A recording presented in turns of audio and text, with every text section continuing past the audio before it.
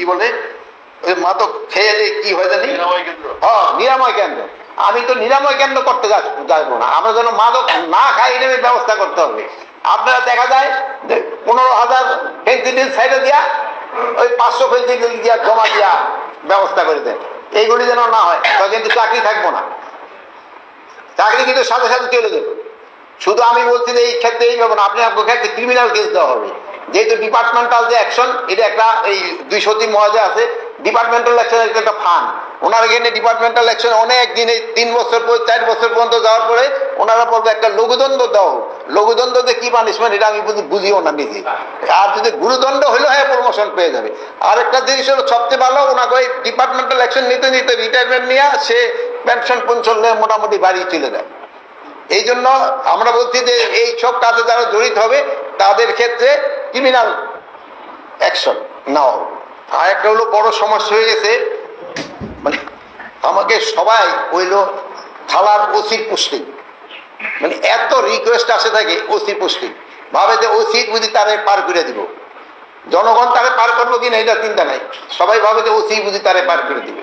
আর আমাকে সরকারি কর্মচারীকে ভিতরে একটা শুরু হয়েছে যে তারা এখনই তেল দিয়া মারা শুরু করে দিচ্ছে যে কে ভবিষ্যতে আসবে। তা আমি একটা কথা সবসময় বলি যে আপনাকে যে তেলটা আছে ওই তেলটা এখন রেখে দেন, আর যে বেটা এখন তেল ব্যবহার করতেছে সেই সময় তার তেল শেষ হয়ে যাব, আর আপনি সেই সময় তেল দিয়ে উঠে দেন দিয়া। আর এখন তো আমাদের তো কোনো তেলের দরকার নেই, আপনার যে সময় তেলের দরকার হবে তেল এখন রেখে দেন, ওই সময় তেল দিয়ে কারে দিয়ে কোথায় উঠতে হবে উঠে দেন। কিন্তু আপনাকে এখানে এখনই এই তেল মারা শুরু হয়ে গেছে।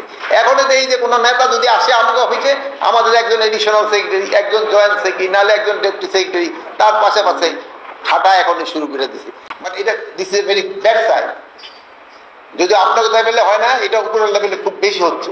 এদিকে ক্ষেত্রে আপনাদের ক্ষেত্রে যেহেতু আমার এখানে 2 জন সচিব মহোদয় আছে, এই জন্য ওনাকে সামনে বললাম, ওনারা যেন অন্য অফিসারদের একটু কেয়ার মানে এই জিনিসগুলি বলে। এগুলিতে আমরা অনেক সময় একটা অস্বস্তিকর পরিস্থিতি বলি যে সব সমস্যার সমাধান তো এক একটা মন্ত্রণালয় এক। এখন আমি ওয়াটার রিসোর্সের যদি কোনো সমস্যা থাকে এটা আমার পক্ষে সমাধান করা সম্ভব নয়, দেখা যায় ওইটা নিয়েও আইসা আমাদের এখানে এসে হাজির হয়। এই জন্য যে তেল, যদিও তেল সবারই দরকার, তেল ছাড়া অবশ্য কারোই চলে না, বাট ওই পরিমাণ মতো দিয়ে। আর আপনারা অনেক বেশি দিয়ে ফেলছেন, নিজেরটা শেষই কিনে ফেলতেছে। এই তেল বাজির একটু যত তাড়াতাড়ি সম্ভব আপনারা বন্ধ করবেন। আর একটা জিনিস আমি পুলিশে সবসময় বলবো, সিভিল ড্রেসে কোনো কাউকে গ্রেফতার করা যাবে না, ইউনিফর্মে যেতে হবে, অথবা তোমাদের ওই থাকতে হবে, কি জানি বলে জ্যাকেট থাকতে হবে, ভেস্ট থাকতে হবে, ভেস্ট থাকতে হবে। মানে ওই সিভিল ড্রেসে দেয়া কাউকে তোমরা গ্রেফতার করতে পারবে না।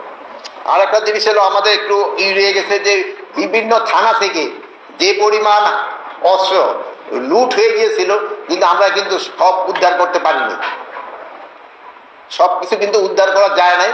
এটা যত তাড়াতাড়ি সম্ভব হাতিয়ারগুলি উদ্ধারের ব্যবস্থা করতে হবে।